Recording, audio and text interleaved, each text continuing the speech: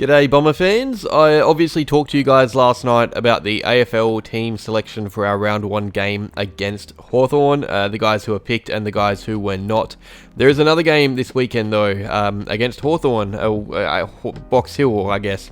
Not for premiership points, it's the VFL boys running out for their final practice match of the year.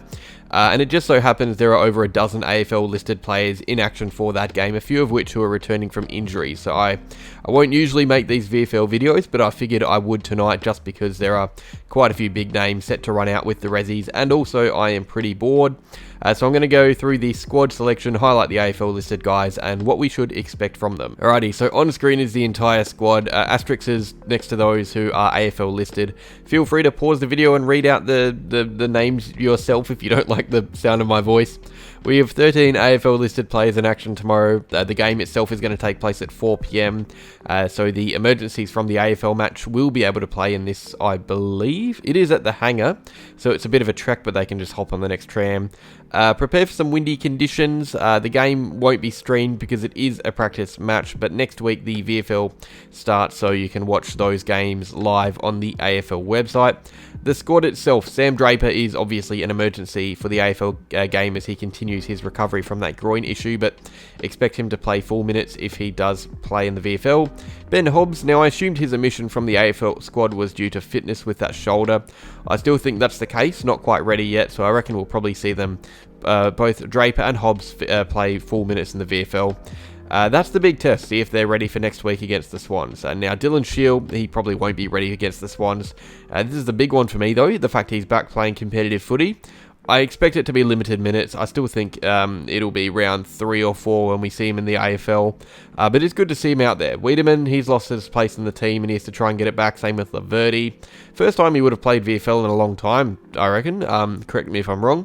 He's been such an important defender in the AFL for the last few years. It's weird to see him in the reserves. Lewis Hayes, I'm really keen to see how he goes this year. Big early test for him to try and move up the pecking order, especially while Ridley is injured. Nick Hind is very unlucky not to be in the AFL squad. He is the last of the emergency, so hopefully he has a big game in the VFL, which is where he started his career for us. Nick Bryan, you got a feel for him. He's been told he is below an unfit Draper in the pecking order. That is brutal. I'm fully expecting him to go mental this year in the VFL, demand a spot in the team. I know a few of you guys were saying in the comments yesterday that you were worried that he'll want to leave. I'm with you. I feel like he'll get less AFL game time the way things are going. Nate Caddy, I'm keen to see him play a full game, whether it's AFL or VFL, whatever it is. I just want to see Nate Caddy in the black and red. I expect him to play VFL early in his career, but that's fine by me. Force your way into the team through the Rezzies, through good form. The last few guys, the Davey twins, Archie Roberts, Vigo Vicentini, the GOAT. Now a few guys missing, obviously Hunter, Baldwin, Parrish, the injured players. But Lamar Noel, I'm guessing he suffered a knock or something in training. I apologise, I'm not really aware. I've been sick the last few days. Pretty much had my eyes solely glued to the TV watching Avatar: The Last Airbender for the 30th time. Awesome show, watch it if you haven't. The old one, not the new Netflix version. But although the Netflix show isn't that bad, I'm not knocking that. I don't know why I'm talking about this. Back to the footy.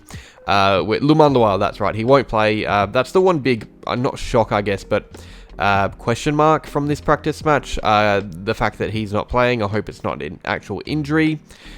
These games, though, aren't really the ones you risk young players on anyway. You would hate for an injury to be worsened because of a risk taken for a game without any meaning. Alrighty, the rest of the VFL list, before I go back to the AFL guys, you got Jackson Hately, who is our vice-captain, Ricky Monty, who has apparently been very impressive this preseason, Jack Perez from the Saints, Eckersley, who I've been told could have a big year, Jed Webb, Hallows, Foley, Bailey, Scott, Kiralee, Mackay, Gray, and Oscar Smart to round it out.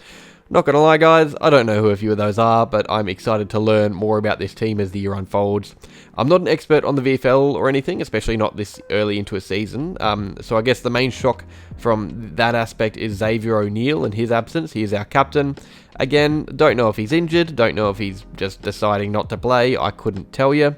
I'm guessing it's just precautionary again, and hopefully he's alright for round 1 because he's going to be an important player for our reserves team in that midfield. So what should we expect from the AFL listed boys? For most, it's just about showing what the senior side could be missing from their absence. Expect guys like Laverty and Wiedemann and Hind to be really active as they push for senior selection again, whereas guys like Draper and Hobbs and Shield and even Caddy, it's all about getting through the game unscathed unscathed and showing that they are match fit and ready for selection as soon as possible. I think 2 or 3 of those guys will be right in the mix next week. Shield is a bit away. Caddy probably not really in contention just yet unless he has a monster game. I'm not watching this, obviously, because Essendon versus Hawthorn is on, but if I was, I would be keen to see Caddy, the Davey twins, Roberts, anyone young that we haven't seen much of pretty much, and obviously Draper and Hobbs, who I want to see back in the AFL fold as soon as possible. Shield too, for that matter. So those are the players that I'd be watching if I was watching this game. I know that probably no one's going to go out to this one. I don't know why you'd go out to the hangar to watch the VFL practice match instead of Essendon versus the Hawks at the G. Alrighty, before I go, just a quick look at the VFL fixtures for you guys. We start our season next week against the Lions at the hangar, midday Saturday. That obviously means we will be without AFL listed emergencies who are travelling to Sydney. The next week we take on Sandringham on the Sunday after our game against St Kilda. The Dogs at, I don't know if it's at Whitten Oval, I think it's to be determined on April the 13th. And Southport at the hangar on the 20th. So those are our first 4 games of the VFL season. Don't ask me if we're going to win them, I have no clue. Judging based on history, I would say we will get flogged in 3 of them and narrowly win against the top of the table team. Our VFL side is weird like that, but that is all. Super quick video done. Like if you enjoyed, subscribe if you're new, and go Bombers.